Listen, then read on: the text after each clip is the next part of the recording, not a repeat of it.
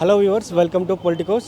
ఏదైతే తెలంగాణ రాష్ట్రంలో కులగణన జరిగింది, ఆ కులగణన జరిగిన తర్వాత అసెంబ్లీలో ఆమోదం పొందింది మరియు మండలిలో ఆమోదం పొందింది. ఇప్పుడు ఏదైతే గవర్నర్ గారి దగ్గర ఉన్నటువంటి బీసీ బిల్లు ఏదైతే 42% రిజర్వేషన్ ఉందో అది కూడా ఆమోదం పొందింది. సో ఈరోజు బీసీ నాయకులందరూ కలిసి కూడా గవర్నర్ గారిని కలవడం జరిగింది. సో దాని గురించి మనతో పాటు మాట్లాడడానికి జాజుల శ్రీనివాస్ గౌడ్ గారు ఉన్నారు. సో వారితో మాట్లాడి తెలుసుకుందాం. చెప్పండి అన్న, ఏదైతే గవర్నర్ గారితో మాట్లాడడం ఎలా ఉంది, ఏమన్నారు? గవర్నర్ గారు బీసీ సంఘాల ప్రతినిధులకు సుమారు 20 నిమిషాల సేపు సమయం ఇచ్చాడు. బీసీ డిమాండ్ల మీద, బీసీ విషయాల మీద, మేము చెప్పినటువంటి విషయాల మీద గవర్నర్ గారు సావధానంగా విని సానుకూలంగా స్పందించారు. ఇవాళ ఒక హిస్టారికల్గా గవర్నర్ గారితో బీసీ సంఘాల మీటింగ్ జరిగింది.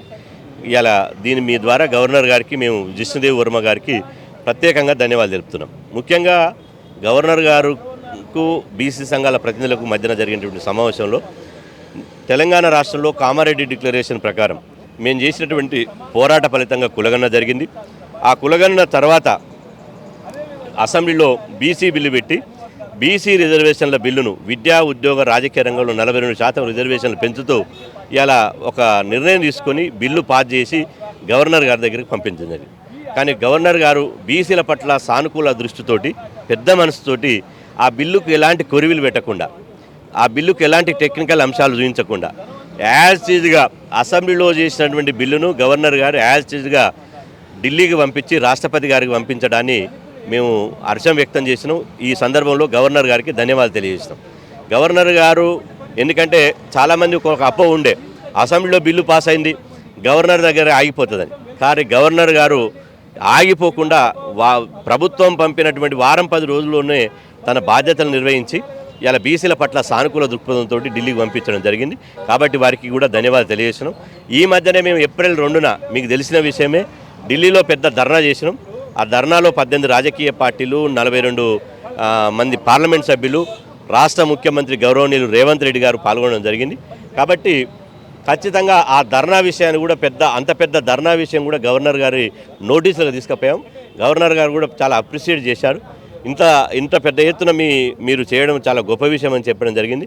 మేము చేసినటువంటి ధర్నా కావచ్చు, తెలంగాణలో జరిగినటువంటి కులగణన కావచ్చు, బీహార్లో జరిగినటువంటి కులగణన కావచ్చు, గౌరవ ముఖ్యమంత్రి రేవంత్ రెడ్డి గారు ఢిల్లీలో కూర్చున్నటువంటి ధర్నా ప్రభావం కావచ్చు, ఏది ఏమైనప్పటికీ కేంద్ర ప్రభుత్వం ఇలా దేశవ్యాప్తంగా జరిగేటువంటి జనగణనలో కులగణన చేస్తామని చెప్పి నరేంద్ర మోదీ గారి క్యాబినెట్ కూడా నిర్ణయం తీసుకుంది.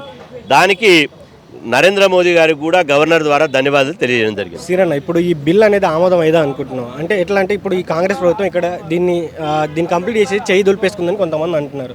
దీన్ని ఎట్లా చూస్తారు? అంటే తెలంగాణ గవర్నమెంట్కు ఎన్ని అధికారాలు ఉన్నాయో ఆ అధికారాలకు ఉన్నటువంటి అన్నిటిని ఉపయోగించి ప్రాసెస్ను కంప్లీట్ చేసింది. ఒకటి చేసి ఇంకోటి చేయకపోతే ప్రభుత్వాన్ని తప్పుపట్టాలి.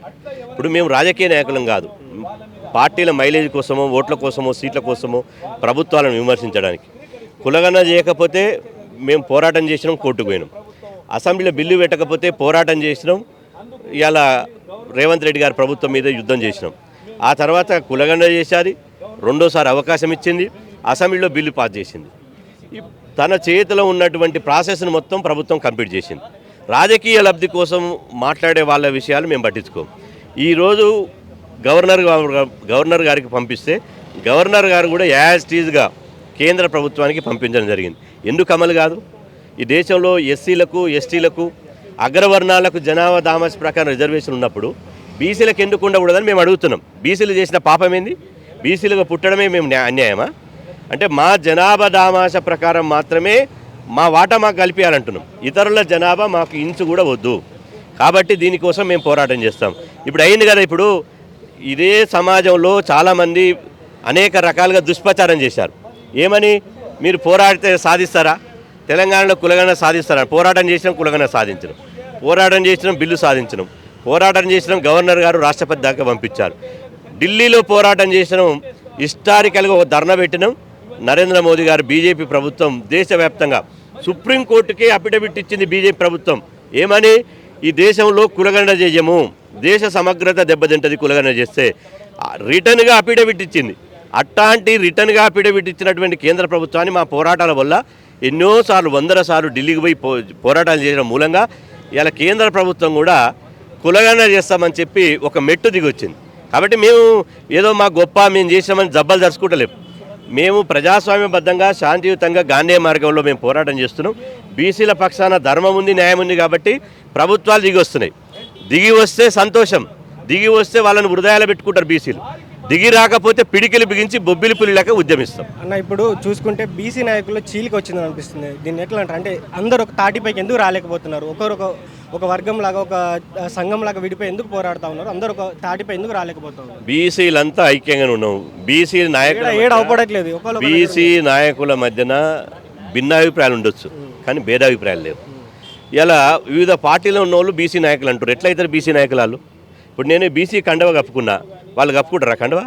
బీసీ కండవ వేసుకున్నా. గత సభలలో కూడా పార్టీ కండు వేసుకుంటారు, మధ్యాహ్నం బీసీ కండు వేసుకుంటారు. వాళ్ళు ఎట్లా బీసీ నాయకులు అవుతారు? ఆ పార్టీలో ఉన్నటువంటి ఆది నాయకులు అగ్రకులాలు వాళ్ళ చెప్పు చేతిలో ఉంటారు కాబట్టి వాళ్ళు ఏది చెప్తే గది మాట్లాడతారు. అగ్రకులాల మౌత్ పీసులు ఉన్నారు కొంతమంది. ఆ మౌత్ పీసులు కాదు. మేము 27 సంవత్సరాలుగా ఎత్తిన జెండా దించకుండా బీసీ జాతి కోసం నిఖర్సిగా నిజాయితీగా పదవుల కోసం పెదవులు మూసుకోకుండా కొట్లాడుతున్నాం. ఎవరు ఉన్నారా? ఏ పదవి వస్తే ఆ పదవి ఎంపర్లాడి ఉరికేటోళ్ళు ఉన్నారు. కాబట్టి బీసీ నాయకులు బీసీ జాతి అంతా ఐక్యంగానే ఉన్నది. బరాబర్ మేము రిజల్ట్ ఓరియంటెడ్గా కొట్లాడతాం. ఇలా రాజకీయ మైలేజ్ కోసం ఇప్పుడు రేవంత్ రెడ్డి గారు మంచి పనులు చేసిండు, కులగన చేసిండు, బిల్లు పాస్ చేసిండు, అయినా తిట్టమంటారా? నరేంద్ర మోదీ గారు కేంద్ర ప్రభుత్వం నిన్న మన దాకా యుద్ధం ప్రకటించడం. ఇలా నరేంద్ర మోదీ గారు మంచి పని చేశారు, దేశవ్యాప్తంగా జాతీయ జనంగా చేశారు. నరేంద్ర మోదీ గారు మేమెందుకు తిడతాం? నరేంద్ర మోదీ గారు మంచి పని చేసిండు, మా బీసీ బిడ్డను గొప్పగా చెప్పుకుంటాం.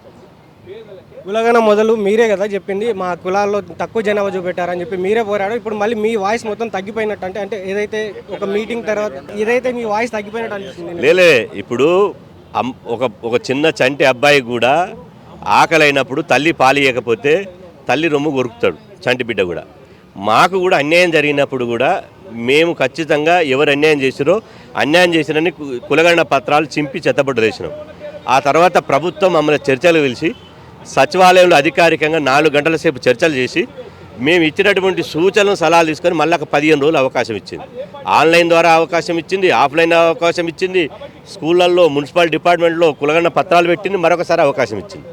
అవకాశం ఇచ్చినప్పుడు మేము పెట్టినటువంటి డిమాండ్లు నెరవేర్చినప్పుడు మళ్ళీ ప్రభుత్వాలను ఎందుకు తిడతాం? ప్రభుత్వాలు మంచి చేసినప్పుడు ఇలా తిడితే అది రాజకీయంగా విమర్శ అవుతుంది. మాది రాజకీయ పార్టీ కాదు, మాది సోషల్ ఆర్గనైజేషన్. బీసీలకు ఏది మంచో ఏది చెడో మాకు బాగా తెలుసు. కాబట్టి ఖచ్చితంగా ఇంట్లో ఎలుకలు ఉన్నాయని ఇల్లు తగలబెట్టుకుంటామా? చిన్న చిన్న లోపాలు ఉండొచ్చు, మీరు అన్నట్టు వాస్తవమే. కులగణలో కూడా ఇంత పెద్ద మొదటిసారిగా స్వాతంత్రం వచ్చిన తర్వాత మొదటిసారి కులగణ చేశారు, ఎవరు చేయలే.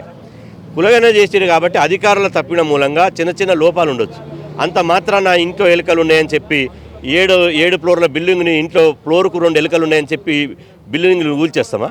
అట్టనే కులగణ చిన్న చిన్న లోపాలు జరిగినా సరిదిద్దుకున్నారు. ఇప్పుడు కావాల్సింది మా లక్ష్యం ఏంది? 42% రిజర్వేషన్ సాధించడం.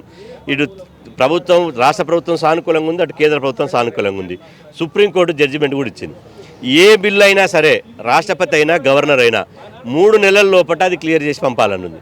కాబట్టి ఇప్పుడు పంపి కూడా 15 రోజులు అవుతుంది. రాష్ట్రపతి గారు ఇంకో 2 నెలల్లో క్లియర్ చేసి పంపాలి. కేంద్ర ప్రభుత్వానికి మీ ద్వారా కిషన్ రెడ్డి గారికి నేను విజ్ఞప్తి చేసిందంటే, మీరు కూడా అమిత్ షా గారు ట్వీట్ చేశారు కులగణన ద్వారా సామాజిక న్యాయం జరగాలి అని. గొప్ప విషయం అది అమిత్ షా గారు అన్నది. వాస్తవమే సార్, మీరు అన్నది కులగణన ద్వారా సామాజిక న్యాయం జరగాలి. ఇప్పుడు కులగణన చేసి తెలంగాణ ప్రభుత్వం 42% రిజర్వేషన్ చేసింది కాబట్టి ఆ బిల్లును ఆమోదించి పంపించాలని చెప్పి కిషన్ రెడ్డి గారికి అమిత్ షా గారికి నేను విజ్ఞప్తి చేస్తున్నాను. Please subscribe to the channel and download the Politicos app from the links in the description.